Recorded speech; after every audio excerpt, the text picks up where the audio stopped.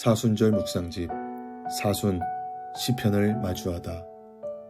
3월 26일 오늘의 말씀은 시편 128편 일상이 선물입니다. 선교사로 사역할 때 낯선 곳을 방문하는 경우가 많았습니다. 낯선 얼굴, 익숙치 않은 잠자리, 전혀 가늠할 수 없는 내일의 여정을 앞두면 여쭙게 됩니다. 주님, 제가 여기 있습니다. 저를 통해 무엇을 하시려는지, 또 제게 무엇을 허락하실는지요. 낯선 곳에서는 더 주님을 찾고 그분과 깊은 관계에 이끌립니다. 낯선 길이 주는 은총입니다. 그 덕분에 주어지는 선물이 있습니다. 떠나야만 보이는 것으로 본래의 삶의 자리, 집과 가족, 평범한 일상의 수고, 이 모든 것이 은총으로 가득한 하나님의 선물임을 깨닫는 것입니다. 뿌린 대로 거둔다고 말하지만 삶은 때로 뿌린 대로 거두지 못하는 경우도 많습니다.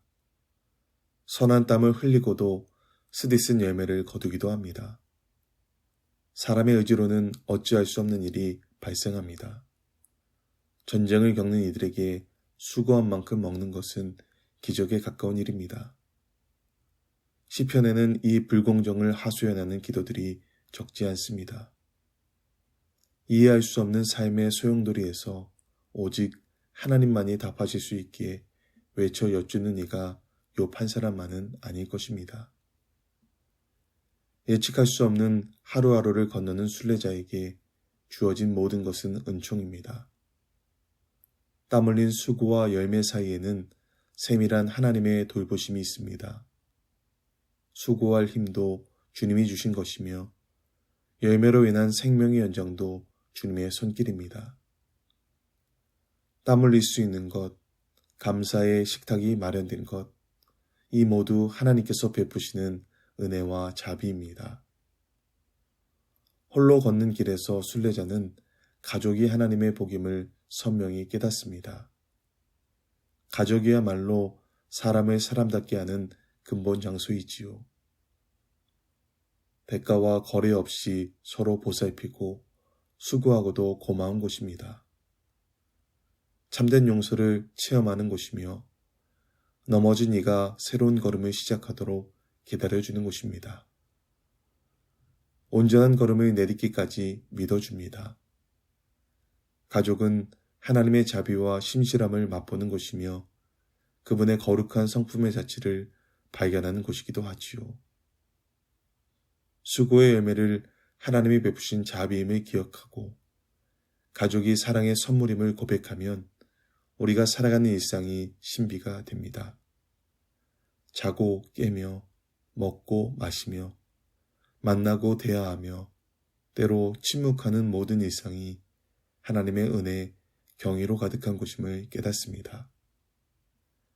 하나님을 찾고 가까이 느끼기 위해 특별한 곳을 찾는 순례도 귀하지만 주어진 일상 또한 하나님으로 가득하기에 만나는 그 어떤 것도 뻔한 것으로 여길 수 없습니다. 지금 여기의 삶이 무료하고 답답하다고 그저 반복될 뿐 별다른 것이 없다고 느껴질 때가 있습니다. 하나님의 은혜가 임하지 않는 것이 아니라 경외와 놀라움이라는 신앙의 눈매를 잃고 하나님의 손길에 둔감하게 된 것입니다. 왕양명은 평생 밥을 먹고도 쌀 한 톨 씹어본 적이 없는 사람이 있다고 했습니다. 하루 3번의 끼니를 습관처럼 대하니 눈은 떴지만 보지 못하는 사람처럼 농부의 땀과 부엌에서의 수고와 둘러앉은 이들이 나누는 사랑과 기쁨을 놓치고 살아가는 것입니다. 일상은 하나님께서 주시는 복이며 시온에서 주어지는 이 복을 누리며 서로에게 빌어주어야 합니다. 하나님의 복은 부모와 자녀, 제사장과 성도, 왕과 백성이 서로에게 축복함으로 온전해지며 참된 평화에 이를 수 있습니다. 순례자는 지극히 평범한 은혜에 힘입어 축복하는 사람으로 세워졌음을 깨닫습니다. 믿는 이는 사랑하고 감사하며 축복하는 존재입니다. 기도하겠습니다. 주님, 순례의 여정을 통해 집이, 가족이, 일상이 하나님의 은총으로 가득한 곳임을 발견하듯 저희도 오늘 하루 가까운 이들과 서로를 축복하며 살게 하십시오. 식탁을 축복하신 예수님이 기억하며 먹고 마시게 하시고 저희의 땀 흘리는 수고를 감사하게 하십시오.